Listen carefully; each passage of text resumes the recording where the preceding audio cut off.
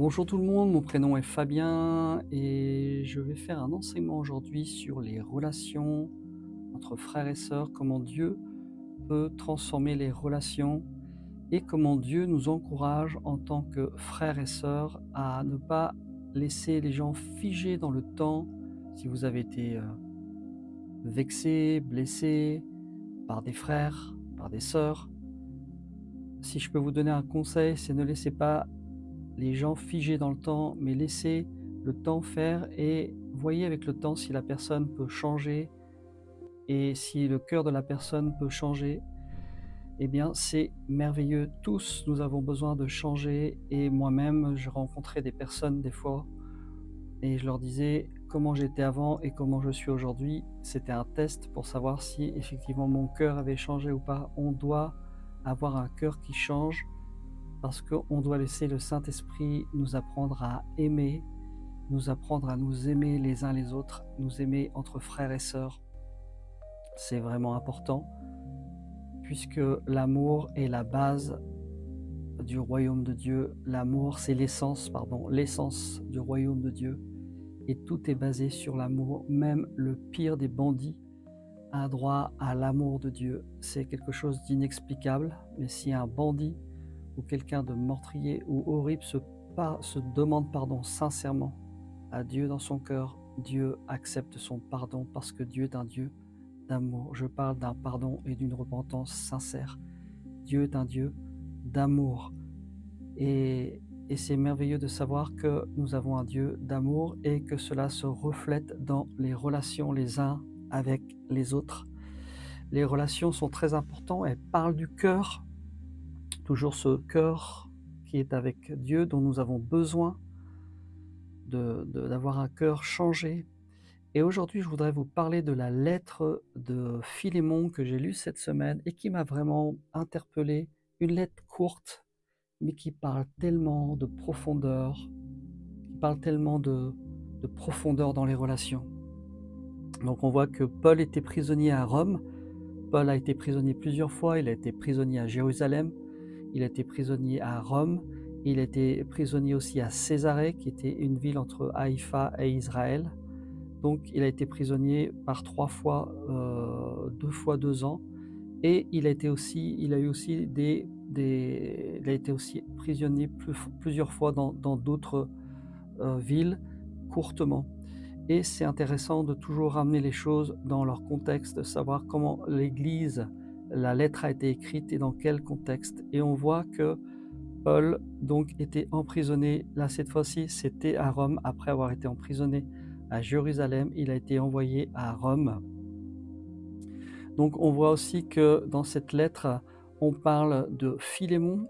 Philémon, qui était Philémon? Philémon était un homme fortuné qui habitait donc à Colosse et on pense qu'il a été converti probablement par le message de l'apôtre Paul. Ce qui est intéressant, c'est de savoir que son église locale était chez lui dans sa propre maison, que c'était un homme de foi, un homme d'amour et qui aspirait à vivre et à encourager les saints. Et c'était un homme de foi, d'amour, mais qui devait aussi apprendre à vivre ce qu'il prêchait. C'est important d'apprendre à vivre ce que nous enseignons, ce que nous prêchons, puisque cela fait partie de l'intégrité du cœur. Plusieurs fois, ça m'arrive des fois d'être repris dans ma conscience et je dis tiens, là j'ai dit quelque chose et ça correspond pas avec mon cœur. Tous, nous sommes comme ça. Et de me dire Seigneur, merci parce que tu me le montres. Après, il ne s'agit pas d'être tout le temps dans le qui-vive, de faire toujours attention à tout ce qu'on dit, etc. Mais on a le Saint-Esprit qui est en nous et qui nous montre par la voix de la conscience. Il peut nous montrer plein de choses, des choses des fois qui paraissent insignifiantes pour d'autres personnes, mais qui ne sont pas insignifiantes pour le Saint-Esprit. Et c'est comme ça en fait qu'on peut progresser les uns avec les autres et qu'on peut progresser aussi dans notre cœur par rapport à Dieu, par rapport au Seigneur. Donc on voit que il y avait aussi Philémon et on voit évidemment qu'il y avait dans cette lettre Onésime. Onésime qui a été esclave de Philémon. À l'époque, il y avait des esclaves. Dans la société juive, il y avait des esclaves. C'était des domestiques, il y en a qui devenaient esclaves parce qu'ils avaient des dettes. Et à Rome aussi, il y avait les Romains donc avaient des esclaves. Et donc on voit que Onésime était un esclave de Philémon, et on pense, hein, parce qu'on n'est pas certain, qu'il avait été probablement coupable de vol et qu'il a été en fuite. Son nom d'ailleurs, vous le verrez après, hein, son nom signifie utile, ce qui devient effectivement prophétique puisqu'on voit la transformation de Onésime qui s'est certainement converti en prison grâce au message de Paul. Ce message est un message de réconciliation. On voit que Paul ici dans le verset 10 à 12 a un rôle de médiateur. Et là, on voit que Onésime a donné son cœur à Dieu et qu'il a été utile et qu'il est devenu un compagnon de service, un compagnon de travail, un compagnon d'œuvre pour le ministère de l'apôtre Paul. On le voit dans le verset 10 à 12, il dit « Je te supplie pour mon enfant », hein, il écrit à Philémon, « que j'ai engendré dans les chaînes ». Donc il a prié et il l'a amené par la prière et l'intercession, il l'a engendré dans les chaînes, donc dans la prison, il a pu amener Onésime à la foi. On voit que Paul, déjà ici au verset 10 et 12, il agit comme un pont entre deux hommes divisés, puisque comme je vous le disais, Philémon avait comme esclave Onésime, et Onésime a dû certainement s'enfuir, lui voler ou lui créer des torts, et il s'est retrouvé en prison. Alors ici, on voit dans 2 Corinthiens chapitre 5 verset 18 que Paul agit comme un pont entre les deux hommes qui étaient divisés. Il illustre le ministère de la réconciliation tout simplement et qu'il confie tout simplement à Christ qui nous réconcilie avec notre Père. Et bien là, c'est la même chose. On voit que c'est l'apôtre Paul qui s'est mis en intercesseur et qui demande à Philémon de recevoir Onésime. Une application qu'on pourrait se donner dans la vie, c'est que quand quelqu'un est tombé ou s'est éloigné, Dieu cherche toujours des hommes et des femmes capables de porter la grâce plutôt que le jugement. Je répète, c'est important parce que on voit autour de nous, il y a tellement de jugements. Dieu cherche des hommes et des femmes capables de porter la grâce plutôt que le jugement. La grâce, c'est quelque chose d'extraordinaire et personnellement, j'aime utiliser la grâce dans plein de domaines. Des fois, on me demande, ou personnellement, qu'est-ce que tu aurais fait pour telle et telle personne. Souvent, hein, je gracie dans mon cœur parce que la grâce est tellement merveilleuse. Quand on connaît que la grâce que Dieu a envers nous, on peut être que gracieux envers les autres.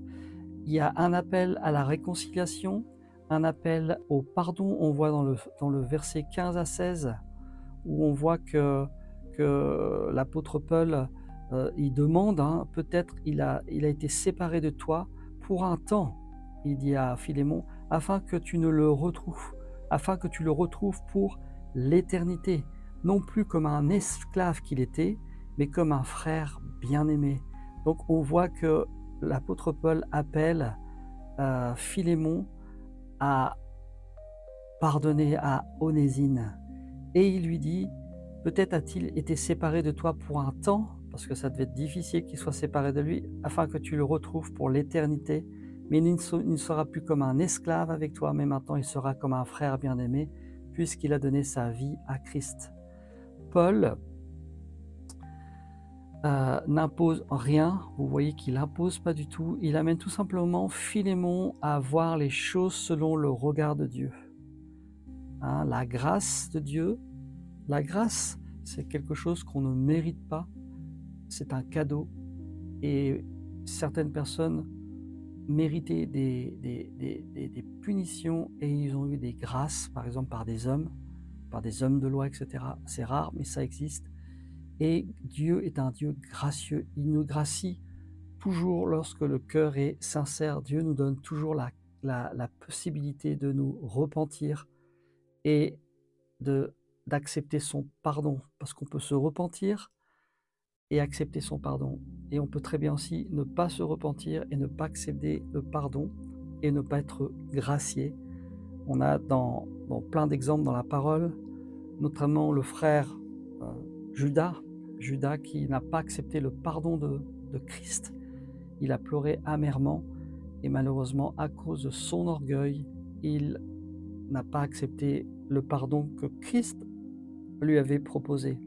Une petite coupure, je le dis rarement, mais n'oubliez pas de commenter si ce contenu vous intéresse, de commenter, de liker et d'activer la petite cloche. C'est important de commenter. Pourquoi? Parce que je parle souvent des relations et les relations les uns avec les autres. Et c'est intéressant d'avoir ensemble justement des interactions et de pouvoir discuter. Je vous répondrai tout le temps. À bientôt. Shalom. On voit que l'apôtre Paul n'impose pas, hein. Il est un offenseur qui devient un frère. Il est le maître qui devient un frère. Et on voit que le passé perd son pouvoir de destructeur. Je ne dis pas que le pardon, on doit nier le mal qui a été fait, mais le pardon ne nie pas le mal, mais il ouvre la porte à la guérison du cœur. C'est la marque d'un cœur spirituel mûr. La marque d'un cœur spirituel mûr. Un cœur spirituel mûr pardonne toujours et il ouvre toujours la porte à la guérison. Vous voyez des personnes qui ont eu des mésententes entre eux ou qui ont eu de la peine entre eux et souvent il n'y a pas d'ouverture au pardon ou à la guérison. Ah oui, je lui pardonne, j'ai pardonné à cette personne, mais je ne veux plus la voir, je ne veux plus. Et on voit qu'en fait, le pardon, il n'est pas là. Parce qu'un vrai pardon, quand on pardonne à la personne, on peut aussi voir la personne tout simplement dans son cœur, pas spécialement être en relation avec elle, mais vous voyez déjà dans le cœur si la blessure est enlevée ou pas. Vous voyez, c'est important de savoir tester nos cœurs et de savoir comment on peut tester notre cœur face à des situations où on a été blessé, comme offensé, comme là l'a été Onésime avec Philémon. On peut parler de leçons spirituelles que Dieu nous donne à travers cette lettre de Philémon, puisque les leçons spirituelles qu'on peut en retirer, c'est que la foi doit transformer toujours nos relations. La foi doit transformer nos relations. On ne peut pas figer les personnes dans le temps. Il a fait ça, on juge la personne.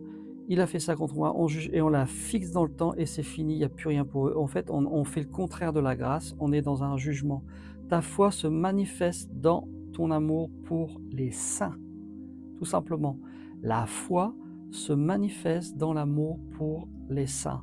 Une foi vivante change notre manière d'aimer, notre manière de pardonner et notre manière de traiter les autres. Je répète, une foi vivante dans notre cœur, ce n'est pas une foi morte, mais une foi qui est active. Elle change notre manière d'aimer les autres, de pardonner, de parler et de traiter les autres. Comment nous traitons les frères et sœurs?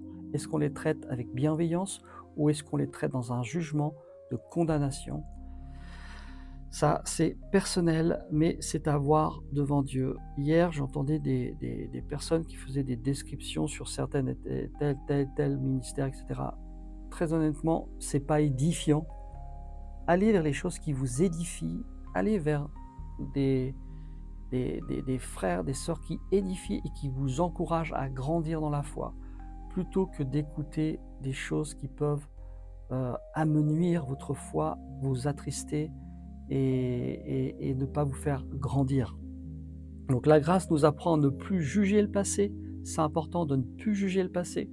On voit ici que Onésime n'est plus le voleur ou n'est plus le fuyard, mais il a été utile pour l'œuvre de Dieu et il était utile pour l'apôtre Paul, puisqu'il le recommande même à l'apôtre Paul. Si quelqu'un est en Christ, la Bible dit, il est une nouvelle créature, les choses anciennes sont passées et toutes choses sont devenues nous-mêmes. Ça, c'est pour les personnes qui viennent juste de se convertir. Mais vous avez aussi des personnes qui, au cours de leur vie, avec Christ, vont se blesser les uns les autres. Et c'est important de ne pas figer les personnes dans le temps et de laisser Dieu faire la personne. Si la personne, vous voyez qu'elle n'a pas changé, son cœur est toujours pareil, ou c'est pas des repentances sincères, ou vous voyez que le cœur n'est pas pareil, et vous avez même une crainte encore, ce qui est tout à fait normal, surtout lorsqu'on a été offensé. Et ben laissez Dieu faire tout simplement, et puis ce qui compte, c'est notre cœur à nous, pas celui des autres, parce que Dieu jugera notre cœur, et notre cœur doit être intègre, comme je l'ai enseigné la dernière fois. La vraie grandeur spirituelle se prouve donc dans nos relations. Paul aurait pu ordonner, mais il a choisi la douceur. On voit aussi que Dieu se sert des détours pour accomplir sa volonté. Vous voyez, là, il y a eu un détour, puisque Onésime s'est séparé de Philémon. Il y a eu un détour, mais ça a permis quoi? À sa conversion. Parfois, même dans les ruptures, même dans les fuites, même dans les blessures, ça peut être des choses que Dieu, des circonstances que Dieu utilise pour que cela devienne des instruments de Dieu pour opérer même des réconciliations profondes. Personnellement, j'aspire à des réconciliations profondes. J'aspire à cela. Et je l'aspire de tout mon cœur. Et vraiment, c'est ce à quoi j'aspire le plus profond de mon cœur, à des réconciliations profondes. C'est tellement important. Comment voulez-vous que le corps, l'Église, montre l'amour si nous, entre frères et sœurs, on n'est pas capable de se réconcilier face à des différends?